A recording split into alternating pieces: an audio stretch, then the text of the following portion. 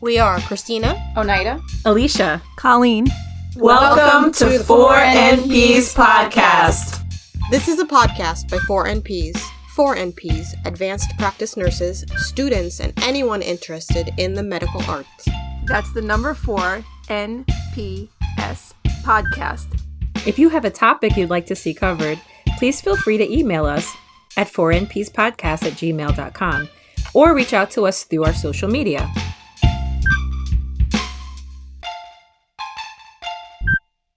Today we'd like to shout out to Miss 467 who gave us 5 stars and said, as an FNP student, I appreciate the reality and the humor. I can't wait for more episodes.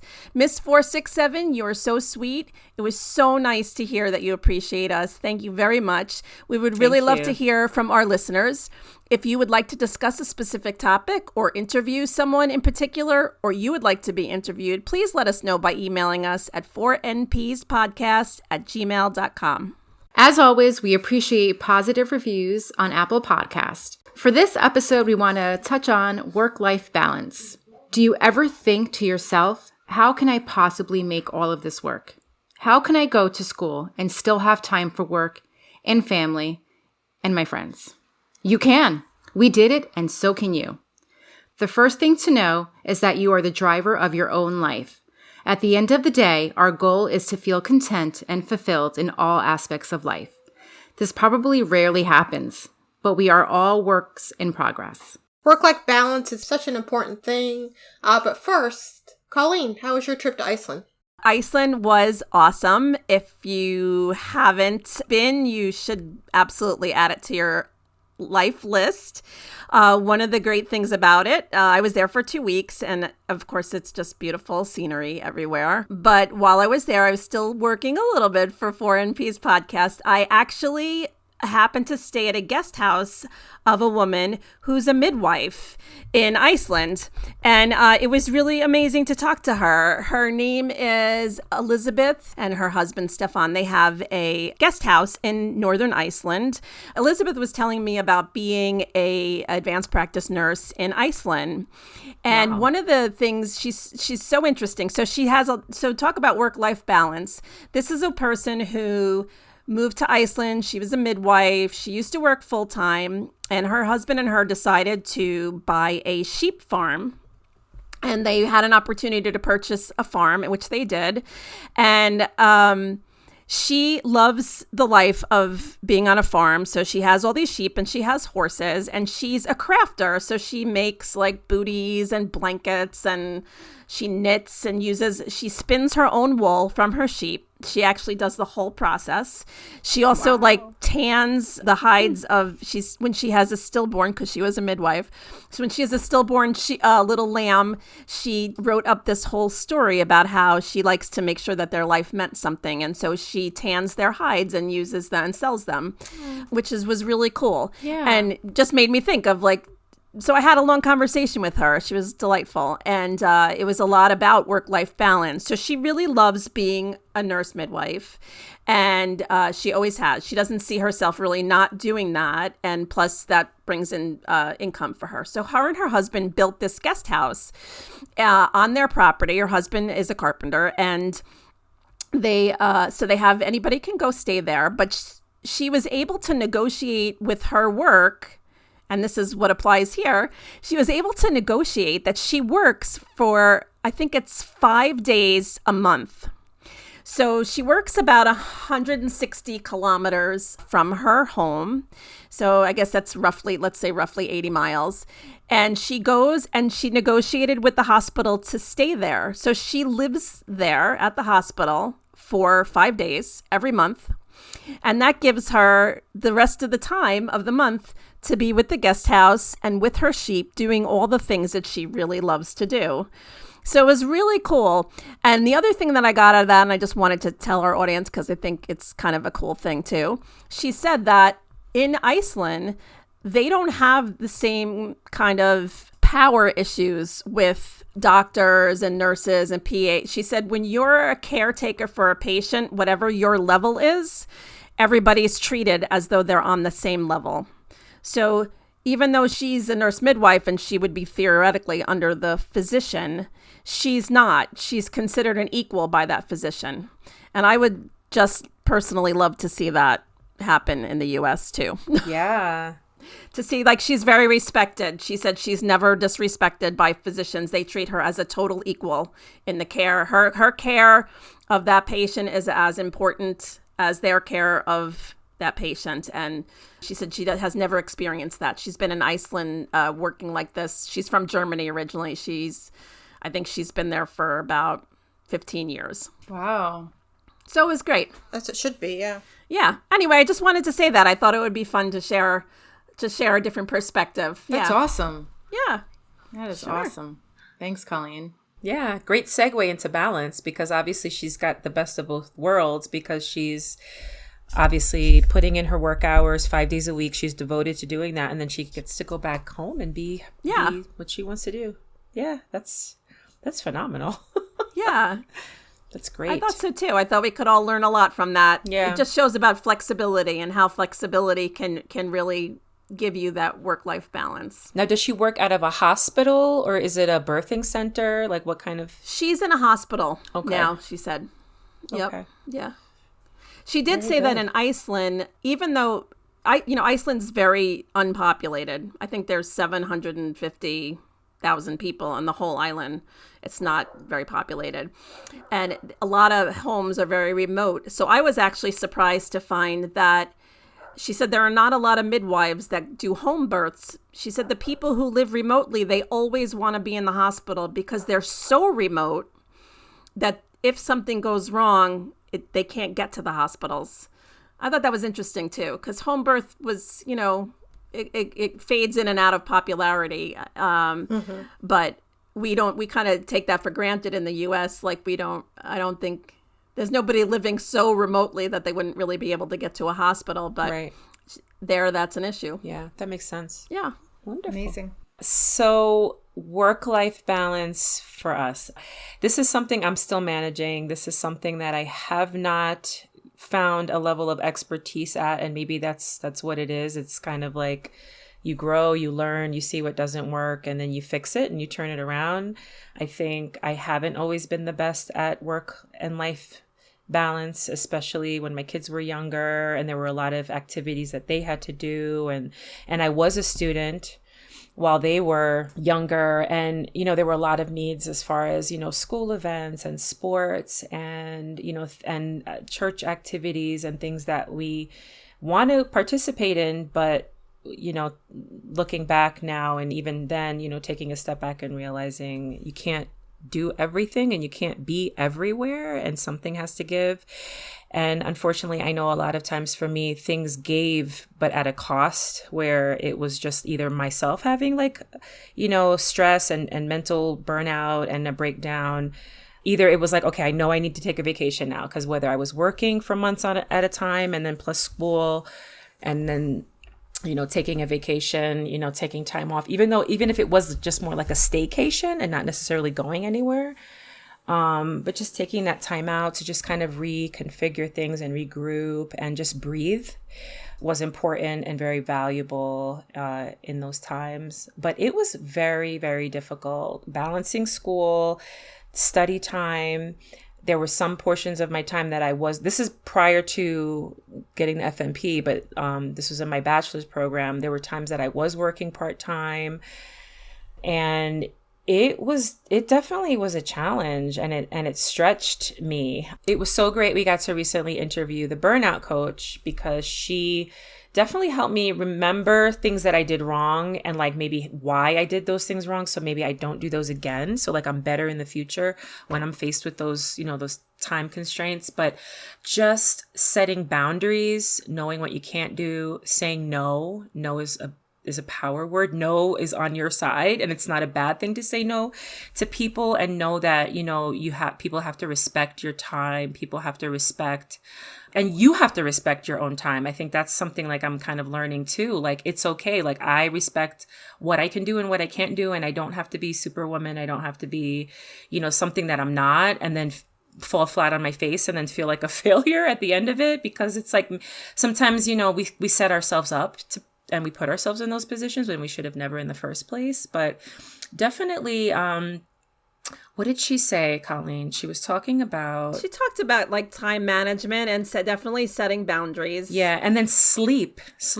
Sometimes like you're so on the go and you're so involved in things and you're giving so much like outside of your home that like sometimes I found like me coming home, I just wanted to like be up and be home and like I was finding that was the time I was investing in myself. However, whether it was just watching a movie or just turning on music or just doing something in my house that I wanted to do, but like at the same time, if I was staying up till 1 and 2 in the morning and then not getting sleep and then having to wake up, but sometimes that was especially with small kids, sometimes that was the only time you kind of had a break and had time to, to say that that's me time and girl time, or even if it was talking on the phones with friends. No, that's good. It's hard. Like I think as Americans, we live this life where we go all week doing whatever million things that we're doing with our kids and our family and our work and everything. And then for years, I was in a pattern of crashing on weekends, I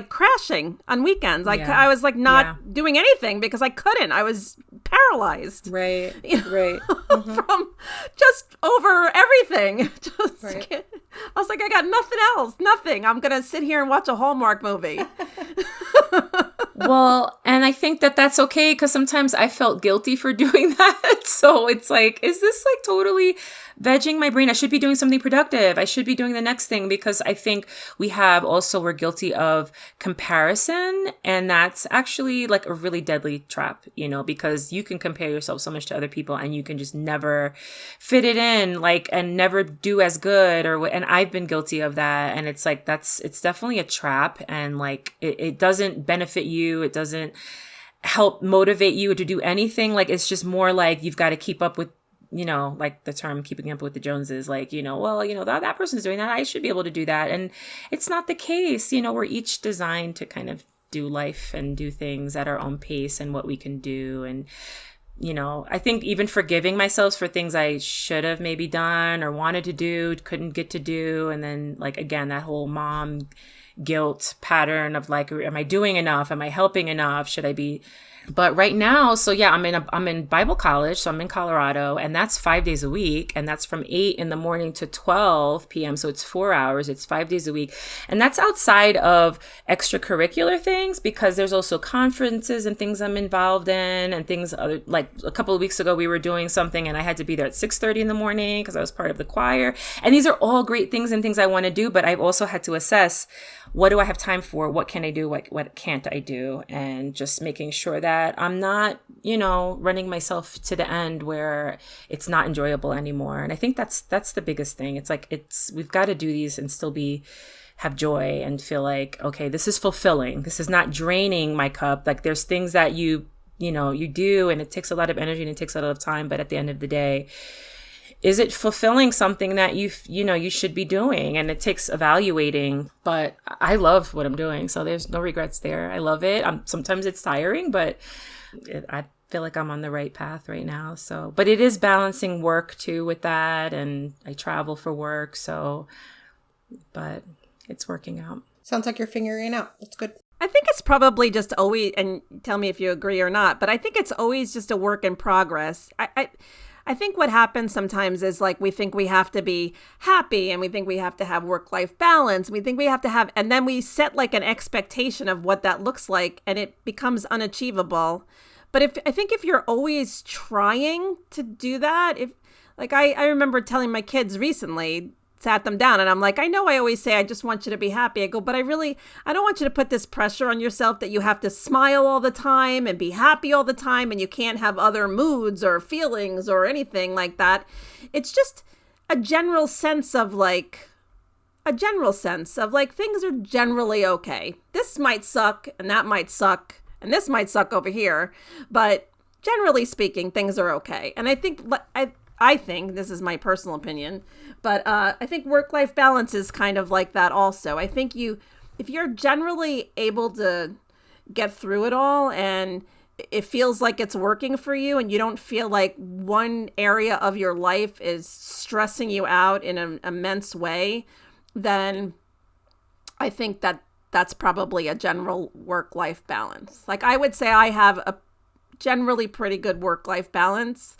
There are things that I would like to do more of or do better with, but I don't feel like my job consumes me or my life outside my job consumes me in a way that there's like I kind of have a rounded sense of being. So what you were saying, Colleen, like, yeah, I think it's also sometimes things sneak up on you and you can think you're okay until you're not okay. And I think I was listening to something recently and the person, because they're missionaries actually, and because they have so many things on their plate, like he has an administrator that will actually like force him to get out the calendar and put out, these are your vacation times. And so he sits with his wife, he connects with his children because they're on all different parts of the United States and some are out of the country, but like they all get together and they get there at a certain, like quarterly, they get their calendars together and they see like, okay, when is downtime, time for vacation, time to just stay home, whatever, like 5 weeks out of the year, because I think he has 5 weeks vacation.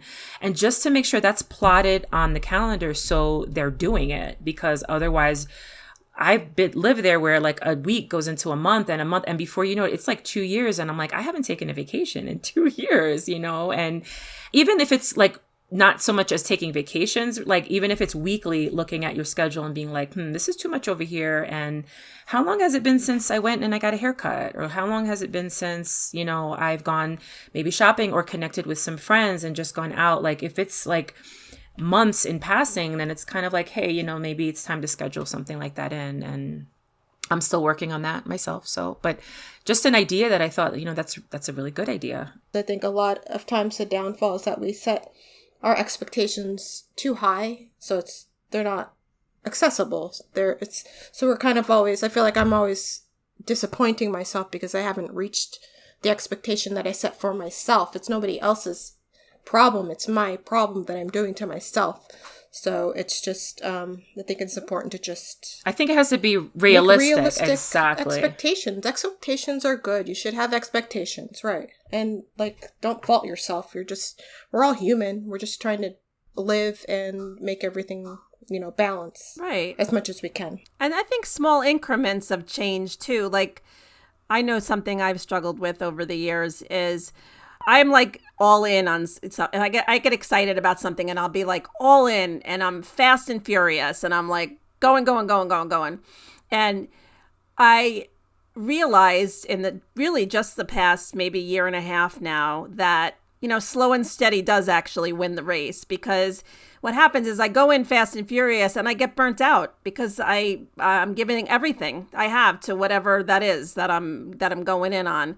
I did it with school. I did it with my family, with different things. I did it with projects I've had over the years, all sorts of things and ideas. And I read something years ago and it still resonates with me today. It was just one of those silly sayings you see like on Facebook or Pinterest or one of those where it said, if you get up and move, it was basically trying to get up and move. I was trying to exercise more, which is something I'm not good at.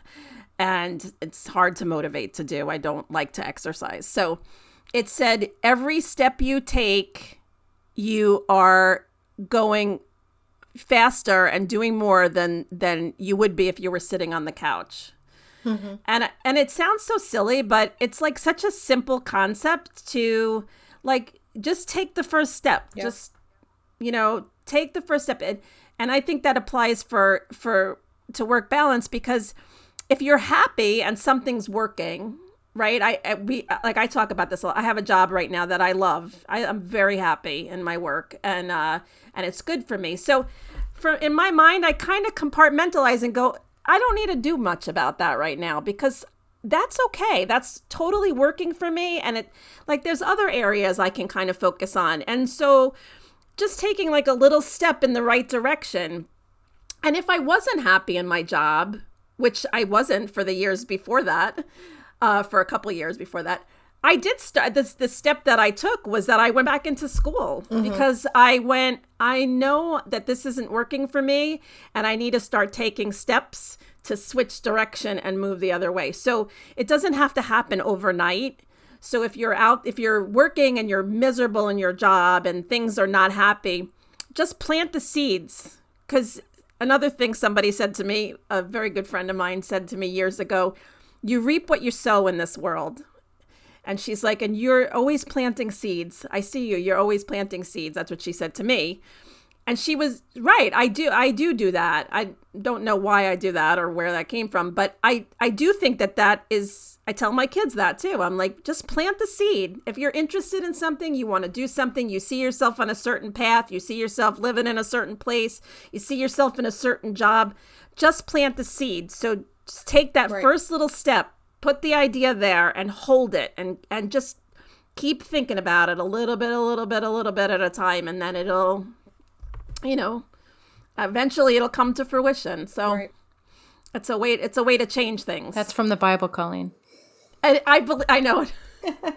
For sure. It's seed time, harvest. Yeah. It's seed time and harvest. And so, if you're looking at it from a biblical perspective, it's like, what seeds are you planting? Because you could be planting seeds that you don't want to harvest from. Right. Because eventually that seed is going to bear fruit. And it's like, what fruit do you want to have from that? We're talking about work-life balance, it's like, are we going to have, if you've been planting where like it's seeds of like, okay, you've got to go and do this, and you're ignoring family or you're ignoring other responsibilities, at some point you're going to reap those consequences of like, relationships kind of suffering and your health suffering. But if on the other end, you're sowing seeds of kindness and self-care, that's something that she definitely talked about. Self-care, being kind to yourself and building those relationships, that is going to produce something in the end that you're going to be, very happy with. So, and you hit the nail on the head too, when you're talking about, see it. So having a vision and having whatever that imagination is really big, and like seeing that, whatever that thing is that you're looking for, and, is so important. Yeah. See it, but don't expect it overnight. Understand that there's a pathway to get preparation there. Time. Yeah. Right. There's a preparation time. It's and it may not look the way you envision when you get there. Sure. It may look different, but if you stop and you take a look, you go, this is what I wanted. I mean, I'm there. I arrived. You know what I mean?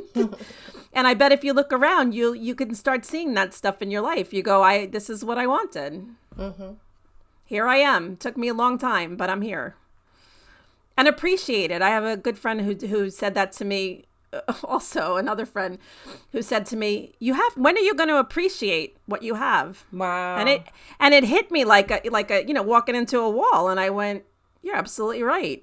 I have so much, and it's not that I don't appreciate it, but I don't sit back and think about and go, wow, this is great. I'm here. It's okay. Right. I can stop for a minute and enjoy what I'm doing. I don't have to keep working, plugging, moving. So. Right. And kind of focus less on your work, and because you're where you want to be, and more on your family, your life, time for yourself. Right. Exactly. That's great. Yeah. That's great. Oneida, what about you? So I'm probably the best example of being in a state of like up and down, here and there, right? But like Alicia had mentioned, going through school, I had little ones, right? I think Hudson, when I went back, was 3 years old, and Evan was 5. So that was, and it didn't. Like I look back now, I feel like I'm in a harder place now than I was when they were smaller. The expectations for them for school and sports, and the time that needs to be dedicated to that. And then my current role as an NP in primary care is just very demanding. And it's, too much, because I don't have time, unfortunately, to balance everything out right now. And hopefully, I know that will change because, moving. And, the goal that I have for myself is to not allow work to be more than what I, work full time. Obviously, we know what the expectations are for that. But when it becomes more than that, and you're dedicating your family time to work time, then that's a problem for me personally. And I'm sure for you guys as well. And many of our listeners, you get burnt out, right? And you start to hate what you're doing. And we don't want to hate what we're doing. I mean, we should love what we're doing, right? I mean, it's a great career. It's amazing. But that's what ends up happening when you're so pushed to the edge, right? When you're just putting so much of your time and effort into this one thing and not allowing for enough time for everything else. So you're squeezing it in, but what are the costs, right? Your sleep, your health, your peace, And your joy in life. Like, right? Yeah, and you were right. Like, it may not look exactly like what you plan when you get there, but I mean, as long as you're enjoying getting there, right? Enjoying those moments and having that balance, I think that's what's important. It's different for everybody, whether depending on your relationship, your family, your job. So it's always going to be different. But what's important is that it's working. and Oneida, you need to recognize too, like, well, you're in a place where you have younger children than the rest of us. And you're still in that kind of building, you guys are building your life, but you are making the changes that to make things more the way you want them. And that's part of it. So, kudos to you for that, because you're not just sitting in it. Right. I don't think any of the four of us have really done that, but I know that it is easy to be in that sometimes, where you end up going, I don't really know what I'm going to do. I'm stuck here. I hate my job. This isn't my relationship isn't good, and whatever. And you feel like you're stuck. All you got to do is you got to take that first step. You got to just take any step to go a different direction. You can always change directions. And then if you make a mistake, then you just go another direction. That's all. You just go, you know what? And I've done that myself, where I thought I wanted something. I start moving towards that direction and I go, nope, this isn't working for me. And then I switch gears and I go, you know what? I got to do something else. Right. And I think that's important for the listeners that are listening to know that that's the whole point. Like, don't just settle, right? Don't stay. There's so many options. There's so many roads to travel on. And until you find it, you just keep searching, and that's okay. Yeah. And I mean, it's also more difficult when you do have younger kids, because you feel like so torn. So it's so much easier when your kids are older. You know, maybe you don't have children, but when you have little ones, it's so difficult, because you feel like if you're with your kids and you're having family time, that you're neglecting your work life. But if you're enjoying your work life and you're working hard, then you're missing out on kid time. So it's just, I feel for you, because it's difficult. Right. And I think, like, a lot of what we're saying, if we listen to ourselves, a lot of it is, how do we give and keep giving and not recognize when we need to receive, and be humble to sometimes receive, and to make that happen for ourselves, because other people are not necessarily going to say, hey, you need this. And it's like, we have to recognize, I need something here, and that's okay. Right. And I have a friend who, like, you know, she talks about a lot of things, and as far as giving and then feeling so drained. And it's like, compared to like when you get on an airplane, and remember how the stewardess used to give like the whole example of, this is how you put your seatbelt on, this is what happens if there's, you know, whatever, an emergency.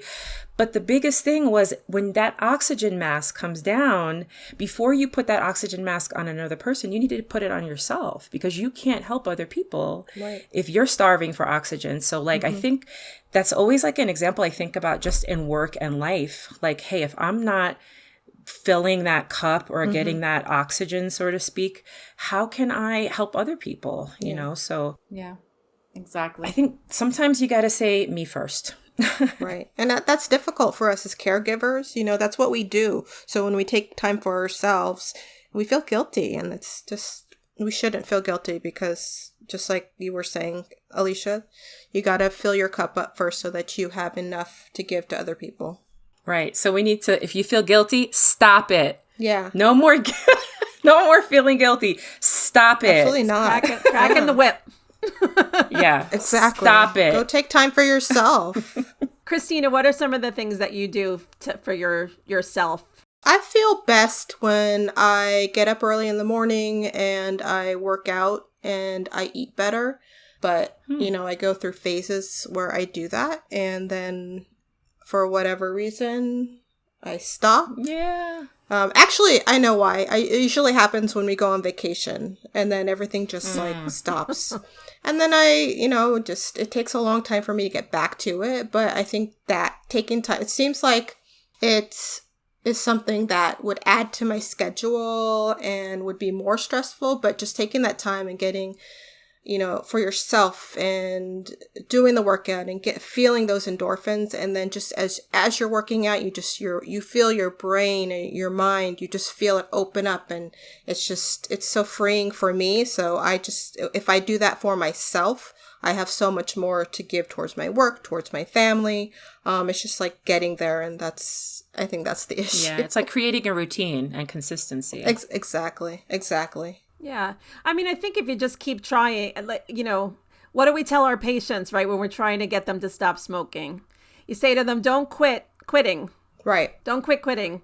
So just keep trying. Just keep trying. Right. Just keep swimming.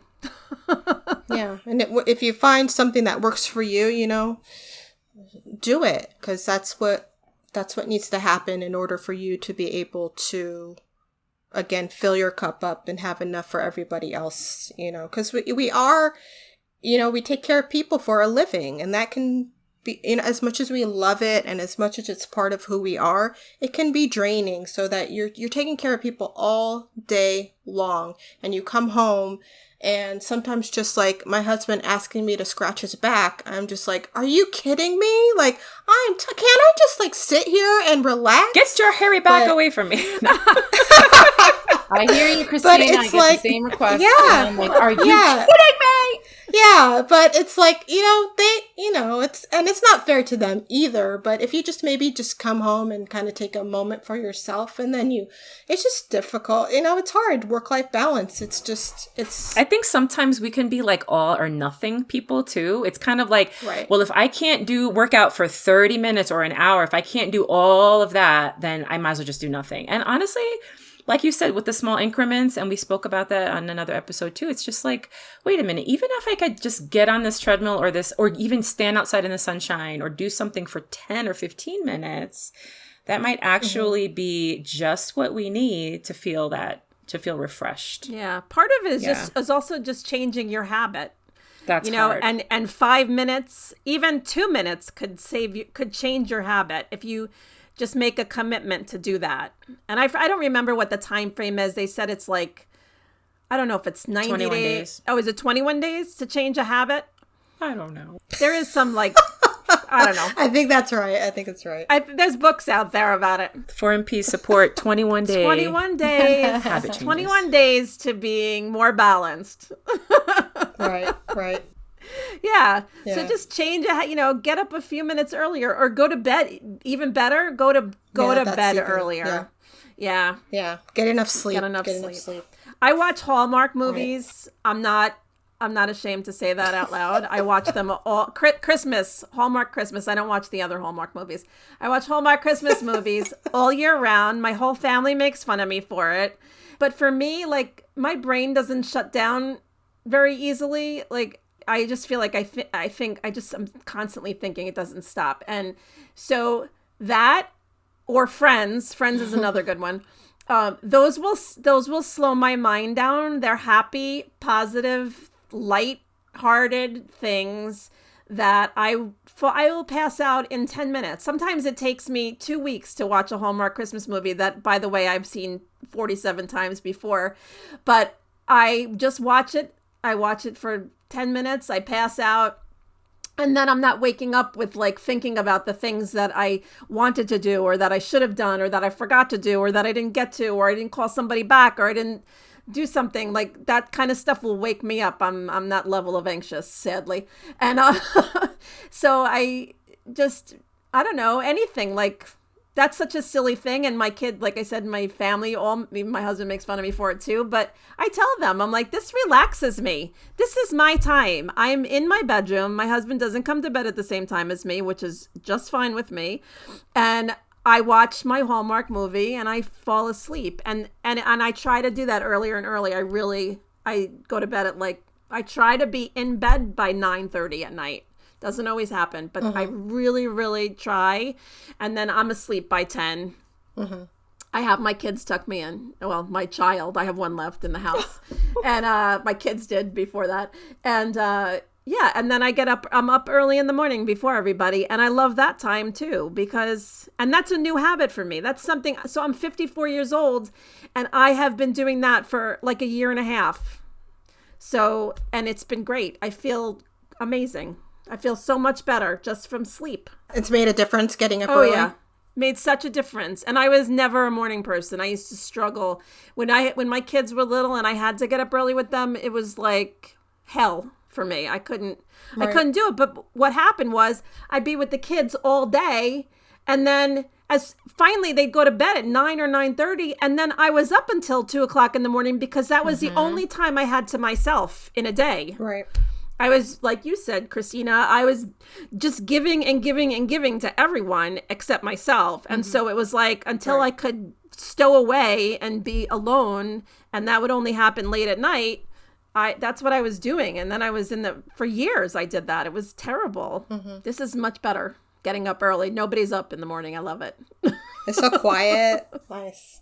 Drink your coffee. Well, Benny, my dog, he's the one who got me into that habit. So, yeah. I found a great article that goes over 5 tips for better work-life balance. The first one is to examine your situation. Think about what is most important for you and your values, and how you want to spend your time. I think that's really important.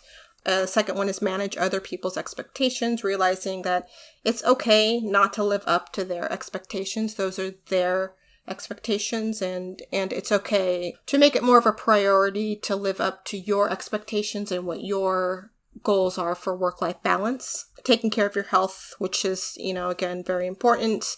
Finding time to exercise, trying to eat better, drink enough water. I think that's always a big thing. I can always tell when I'm not drinking enough water. You just don't feel good. So just so true. Making that a priority. Yep. Learning to say no. I think that's also very difficult for us as healthcare providers. Like, it's difficult for us to say no, but knowing that it's okay. You need to set your boundaries. And always, like, I would say, I think at a point I was okay saying no, but then I felt like I always had to give a reason why I'm saying no. You don't have to give a reason. If you don't want to do something, don't do it. You don't have to. If that's what needs to be, then it's okay. You don't have to give a reason. And then, planning fun activities for your personal time. Like Pat and I used to, we haven't done it in a while, but play volleyball. That was always like a great stress reliever. So just finding fun things for you to do, either by yourself or with your family. That information is on seek.com, and we'll put that link in the show notes. We just want to end the episode with a quote that we all like and think it relates a lot to work-life balance. And it's watch your thoughts, for they become words. Watch your words, for they become actions. Watch your actions, for they become habits. Watch your habits, for they become character. Watch your character, for it becomes your destiny. Excellent. And namaste. Have a great day. Amen. Yes. Take care. Stay safe. Bye. Bye. Thank you for listening. If you like what you're hearing, please subscribe to us and give us 5 stars. If you have any ideas or comments, please message us at 4npspodcast@gmail.com. Please follow us on Instagram, Facebook, and Twitter at 4NPs Podcast. That's the number 4NPS Podcast. Subscribe to us wherever you get your podcast, and go to our website at 4npspodcast.com for episode transcripts, resources, and more information about us. Please stay tuned for our next episode, where we interview Amber Tresca from About IBD. She hosts a podcast and interviews guests living with IBD to get their stories so they can share what they've learned from their journey with others. Amber wants to give people touched by IBD the information they need to live a better life, as well as feel less alone while navigating the ups and downs of the patient journey. So stay tuned.